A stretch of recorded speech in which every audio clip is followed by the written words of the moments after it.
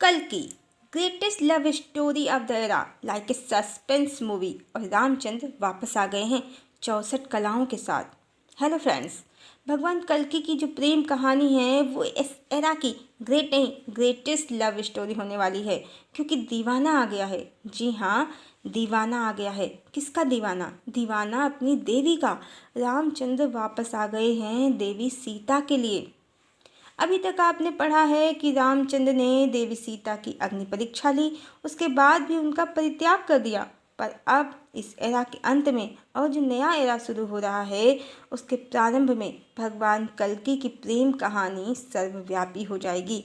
और ऐसे सर्वव्यापी होगी, यूनिवर्सल होगी कि भगवान राम पर जो देवी सीता की अग्नि परीक्षा और उनके परित्याग के झूठे कलंक लगाए गए हैं सब छूमंतर हो जाएंगे। और भगवान श्री कृष्ण की जो हजारों नकली लक्ष्मियां हैं, रुक्मिणी से लेकर सब, वो भी छूमंतर हो जाएंगी, क्योंकि ये लव स्टोरी ये भी प्रूफ करेगी कि राम ही श्री कृष्ण हैं और राम ही कल्कि हैं, और साथ में देवी राधा ही देवी सीता का पुनर्जन्म है, ये भी प्रमाणित कर देगी। वो भी 101 नहीं 1001% देवी राधा देवी सीता हैं, ये प्रमाणित कर देगी ये लव स्टोरी। इस बार भगवान कल्कि की लव स्टोरी कल्कि पुराण और द्वापर में भगवान श्री कृष्ण के हजारों विवाह के कारण जो कई देवियों का भ्रम उत्पन्न हो गया है सब समाप्त कर देगी। कल्कि पुराण वैसे भी अन्य मिलावटी ग्रंथों की तरह एक मिलावटी ग्रंथ है, जिसका निर्माण भी मात्र कलिकाल की माया का विस्तार करने के लिए ही किया गया है। युगावर्तन का ये अद्भुत समय है। भगवान धरा पर हैं, भगवती धरा पर हैं, और इस समय की कोई भी स्थिति परिस्थिति कल्कि पुराण से जरा भी नहीं मिलती है। लोग इन कहानियों में गूढ़ अर्थ ढूंढा करें तो करें, भगवान की कहानी इस पुराण से पूर्णतया भिन्न है। और श्री कृष्ण की सभी रानियां मात्र त्रेतायुग की राम पर कामासक्त हुई स्त्रियां हैं, किसी लोक की देवियां नहीं। इन्हें भी कलयुगी ग्रंथों ने देवियों की उपमा देकर भगवान का सत्य स्वरूप छुपाया है। इससे रिलेटेड कई वीडियोस बनाए हैं, वीडियोस के लिंक डिस्क्रिप्शन बॉक्स में डाल दिए हैं। सत्य सरल है, स्पष्ट है, पूर्णतया स्पष्ट है। भगवान राम परम ब्रह्म परमात्मा हैं और देवी सीता आदि शक्ति जगदम्बिका भगवान का स्त्री रूप, और भगवान ने त्रेता में स्वयं से ही विवाह किया है, और इसी कारण सुपर्णखा से लेकर चंद्रसेना जामवंती सबके विवाह प्रस्तावों को उन्होंने अस्वीकार किया है। पर इन स्त्रियों की आसक्ति के कारण, भगवान के रूप और देह पर इनकी आसक्ति के कारण द्वापर की कहानी परमात्मा को बदल कर लिखनी पड़ी। चूँकि जगदम्बिका उनकी प्राण प्रिया हैं, उनका स्थान कोई नहीं ले सकता। उनके रहते दूसरी नारी भगवान के जीवन में आ ही नहीं सकती। इसी कारण और मात्र इसी कारण भगवान द्वापर की कहानी में छोटे भाई बने। राम और अयोध्या जैसी स्थिति नहीं है भगवान की द्वापर की कहानी में, और मात्र इसी कारण देवी राधा जो सीता हैं उनकी प्रेमिका बनी हैं, जिनसे भगवान को कहानी अनुसार ही विरह प्राप्त हुआ है और भगवान विवश प्रेमी बनकर रह गए हैं।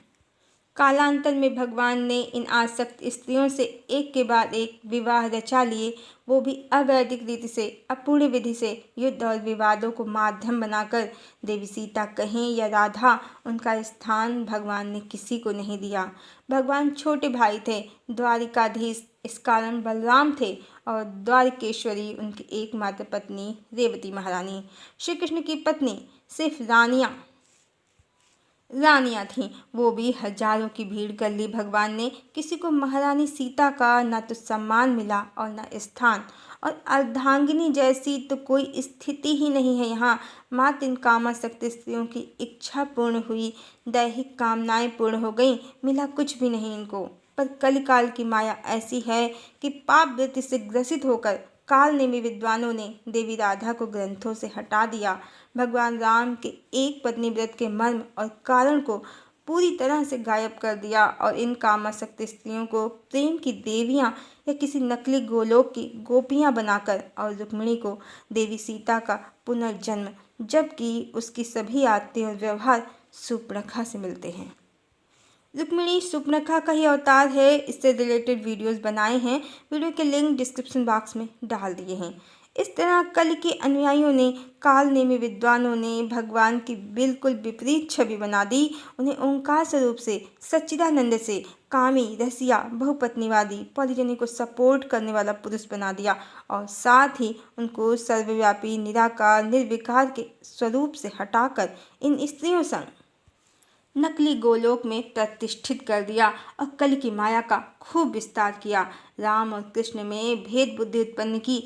इन आसक्त स्त्रियों की आसक्ति के रहस्य भगवान राम के एक पत्नी व्रत का कारण, जन्म जन्मांतर में इच्छा की पूर्ति और कर्म फल की प्राप्ति, इन सब कारकों को ग्रंथों से गायब करके सीधे सीधे विवाह को आधार बनाकर रुक्मिणी को सीता और दूसरी रानियों को भी देवियों की उपमा या देवी लक्ष्मी का ही विस्तार बना दिया। जगदम्बिका के टुकड़े टुकड़े कर दिए और भगवान को मल्टीपल रिलेशन रखने वाला भोगवादी पुरुष चित्रित कर दिया। पूर्ण पुरुषोत्तम भगवान का सब सत्य छुपा दिया और इन कालनेमी विद्वानों ने, जो परमात्मा का सत्य बिल्कुल भी नहीं जानते हैं, राम को 12 कला के आधार पर और श्री कृष्ण को 16 कला के आधार पर दो भिन्न व्यक्तित्व बना दिया। जबकि श्री रामचरितमानस के अनुसार राम पूर्ण ब्रह्म परमात्मा है और श्रीमद् भगवद गीता के अनुसार श्री कृष्ण पूर्ण ब्रह्म परमात्मा है। राम ही श्री कृष्ण हैं और देवी राधा ही देवी सीता हैं। आसक्त स्त्रियों और देवी सीता पर आसक्त रावण, जो द्वापर में रायन बना, इन सब की आसक्ति से उत्पन्न बंधनों को काटने के लिए भगवान और भगवती का मिलन हो ही नहीं पाया द्वापर की कहानी में, जिसे काल नेमी विद्वानों ने बताया ही नहीं। वेद व्यास जी के नाम का दुरुपयोग करके बहुत से मायावी झूठे ग्रंथ लिख डाले, पर अब भगवान फिर से आ गए हैं और अब जो उनकी प्रेम कहानी है वो वहीं से फिर प्रारंभ हुई है जहां वो द्वापर में बीच में ही छूट गई थी। रायन, जो रावण का पुनर्जन्म है, उसने अपनी आसक्ति के कारण देवी राधा को प्राप्त कर लिया था, पर अपने कुकर्मों के कारण नपुंसक होने से प्राप्त करके भी नहीं प्राप्त कर पाया था और उसकी इच्छा अधूरी ही रह गई थी और कृष्ण, सुप्रखा, चंद्रसेना इत्यादि आसक्त स्त्रियों के पति बन गए थे। प्रिया और प्रियतम का विरह हो गया था और कलयुग के मूर्ख विद्वानों ने इन सब तथ्यों को ताक पर रख के देवी राधा को भक्त जीवात्मा बना दिया। रुक्मिणी को सुपर्णखा का पुनर्जन्म जो थी उसे देवी लक्ष्मी और सत्यभामा, जो चंद्रसेना का पुनर्जन्म थी, उसे भूदेवी बना दिया। अन्य आसक्त स्त्रियों को भी देवी लक्ष्मी का विस्तार बता दिया और भगवान अपनी प्रिया से कितना प्रेम करते हैं, ये सब सत्य छुपाकर भगवान को स्त्री भोगी बता दिया और ये भी तर्क दिए कि वो प्रेम अवतार हैं, इसलिए जो भी स्त्री उनसे विवाह करना चाहती है वो सबसे कर लेते हैं। जबकि भगवान इन स्त्रियों के बीच में रहकर भी एकमात्र भगवती के ही रहे। देह भगवान की द्वारिका में रही इन स्त्रियों के बीच में, पर आत्मा सदा भगवती के ध्यान में लीन रही और इसीलिए वो प्रेम और समर्पण के देवता हैं। ये भगवान का परम सत्य इन कालनेमी भोगवादी मूर्ख विद्वानों ने छुपा दिया और कलयुगी मायावी भोगों को बढ़ाने वाले ग्रंथ लिख डाले, जहाँ नकली गोप बालाएं भी प्रेमिकाएं बना दी गईं। भगवान का ओंकार स्वरूप भगवती आदि शक्ति से जो संयुक्त स्वरूप है वो शास्त्रों से मिटा दिया। पर अब जहाँ से कहानी छूटी है फिर वहीं से एक नए समीकरण के साथ रची गई है, जहाँ भगवान ने देवी के विरह में सन्यासी सा जीवन धारण कर लिया है और सुप्रखा फिर एक बार भगवान और भगवती के विरह का कारण बनी है इस बार भी कहानी में। और रायन ने एक बार फिर देवी को प्राप्त कर लिया है अपनी अधूरी कामना के कारण। इस बार पाप कर्मों की निवृत्ति के कारण वो नपुंसक नहीं है। आजकल के मनुष्यों में बहुतों से तुलना में वो एक श्रेष्ठ पुरुष है। भगवती का सानिध्य पाने के लिए कुछ गुण तो चाहिए ही, यूं ही नहीं मिल जाएगा भगवती का सानिध्य।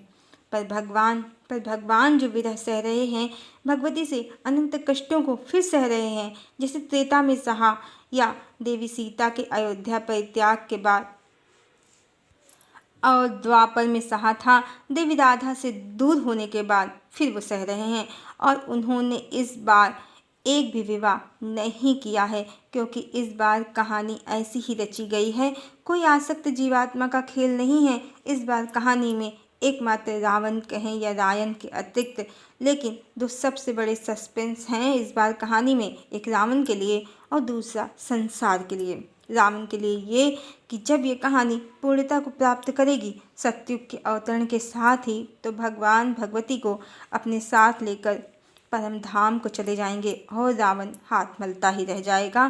त्रेता में उसने छल से देवी सीता का हरण किया था, भगवान की पत्नी को चुराया था, पर इस बार भगवान ने माया खेली है। देवी की भगवती की आत्मा को तो पहले ही स्वयं में विलीन कर लिया है, जैसे द्वापर में देवी राधा को स्वयं में विलीन कर लिया था। इससे रिलेटेड वीडियो का लिंक डिस्क्रिप्शन बॉक्स में डाल दिया है, जिसका टाइटल भगवान के लव टेस्ट पेपर के इम्पॉर्टेंट क्वेश्चंस क्या हैं है। और कहानी की पूर्णता के साथ ही भगवान रावण उसके सामने उसकी प्रिय पत्नी को अपने साथ लेकर चले जाएंगे। जिसे वो अपनी पत्नी समझ रहा है, वो उसकी पत्नी है ही नहीं। सारा भेद, सारा रहस्य खुल जाएगा और सस्पेंस वाली पिक्चर की तरह कहानी का अंत बड़े ही रोमांचक तरीके से बदल जाएगा। पहले कहानी में वो हीरो है, फिर भगवान कहानी के हीरो होंगे। पहले देवी उसको जो अपनी पत्नी समझ में आती हैं, वो भगवान की पत्नी हैं, ये उसको हिला कर रख देगा, ये उसको हिला कर रख देगा। और इसी के साथ संसार के लिए भी सस्पेंस वाली मूवी की तरह सारा दृश्य बदल जाएगा। पहले रुक्मिणी लक्ष्मी का अवतार है, सत्यभामा भूदेवी है और गोपियाँ गर्लफ्रेंड हैं, अन्य रानियाँ देवी लक्ष्मी का विस्तार हैं। यही सब संसार की कल्पना है, पर बिल्कुल यहाँ भी सस्पेंस वाली मूवी की तरह सारे घटनाक्रम नए अर्थ के साथ समझ में आ जाएंगे कि रुक्मिणी तो शुक्रेखा है, दूसरी स्त्रियां भी भोगों की कामना वाली आसक्त जीवात्माएं हैं। देवी राधा ही भगवान की एकमात्र प्रिया हैं, सीता हैं, जिनके प्रति भगवान का जो प्रेम है उसे ही सत्य करने को सारी कहानी ऐसी रची गई है। भगवान और भगवती परमात्मा के परम लोक से विवाहित हैं। माया के जगत के सर्टिफिकेट की उन्हें आवश्यकता बिल्कुल भी नहीं है, माया के जगत के प्रमाण की उन्हें आवश्यकता बिल्कुल भी नहीं है। भगवती स्वयं भगवान हैं, उनसे भिन्न बिल्कुल भी नहीं है। भगवती भगवान के लिए कभी अशुद्ध भी नहीं थी, न हैं। ये परम सत्य भी पूर्णतया प्रकट हो जाएगा भगवान कल्कि की लव स्टोरी के यूनिवर्सल होने के साथ ही। भगवान राम पर जो कलयुगी ग्रंथकारों ने गंदे झूठे आरोप लगाए हैं, देवी के परित्याग और अग्नि परीक्षा के, उनकी भी कलई खुल जाएगी। भगवान कल्कि की कहानी से स्पष्ट हो जाएगा कि कृष्ण ही राम हैं और राम ही फिर से कल्कि बनकर आ गए हैं। और इस बार जब रामचंद्र देवी सीता को लेने आएंगे तो पूर्ण रूप से ले जाएंगे, जिससे फिर कभी विरह न हो। और इसी के साथ कलयुगी गोपियों का धंधा भी जो चल रहा है, कृष्ण के साथ करोड़ों स्त्रियों वाले गोलोक में सेट होने का, वो भी बंद हो जाएगा। क्योंकि कल्पनाओं में लाख घूमने पर सत्य जब प्रकट होता है तो सारे कयास और कल्पनाएं छूमंतर हो जाते हैं। सारी दुनिया देखेगी, सारा संसार देखेगा भगवान का दीवानापन अपनी भगवती के लिए। और क्यों हैं वो प्रेम और समर्पण के देवता, ये भी संसार भली भांति जान जाएगा भगवान कल्कि की लव स्टोरी से। और भगवान जब भी मिलेंगे, सूर, कबीर, तुलसी, गुरु नानक, मीरा और संत हरिदास की भांति चेतना में ही मिलेंगे, क्योंकि वो ओंकार स्वरूप हैं। ये सत्य फिर से प्रतिष्ठित होगा, ना कि मेकअप, फैशन, गोपियों जैसे वस्त्र अलंकार धारण कर लेने से, फोटोशूट कराने से। भगवान रूप की आभा से नहीं, आत्मा की आभा से, भक्ति की भावना से प्रसन्न होते हैं। यही सत्य पुनः प्रतिष्ठित होगा। भगवान कल्कि की जो लव स्टोरी है, उसकी सबसे मज़ेदार बात यही है कि इस बार की कहानी से यही सत्य पूर्ण रूप से प्रतिष्ठित होगा कि भगवान एकमात्र भगवती के पति हैं, उन्हीं के दीवाने हैं। भगवान रामचंद्र क्यों एक पत्नी व्रती हैं? क्योंकि ये उनकी दीवानगी है भगवती के लिए, कोई और उनके हृदय में बस ही नहीं सकती भगवती के सिवा। और मनुष्य, स्त्री हो या पुरुष, सभी को परमात्मा चेतना में ही प्राप्त होंगे, जब भी होंगे। शादी विवाह रचाने से बिल्कुल नहीं होंगे। आदि शक्ति हर जीवात्मा का स्थिति तत्व है और परम ब्रह्म शिव तत्व है। आदि शक्ति को, शक्ति तत्व को जागृत करके ही स्वयं की चेतना में पूर्ण परमात्मा शिव प्राप्त होंगे, क्योंकि हर जीवात्मा ब्रह्म का पूर्ण प्रतिबिंब है, स्वयं ब्रह्म है। सिर्फ माया के अधीन होने से स्वयं को पहचानती नहीं है। ये सत्य भी इसी के साथ पूर्ण रूप से स्थापित हो जाएगा और कल की काली माया का अंत हो जाएगा। सतयुग के अवतरण के साथ ही भगवान की प्रेम कहानी की पूर्णता के साथ ही, क्योंकि इस बार रामचंद्र देवी सीता के लिए ही आए हैं, उनको साथ ले जाने के लिए ही आए हैं, 64 कलाओं के साथ कल्कि बनकर। हरि ओम।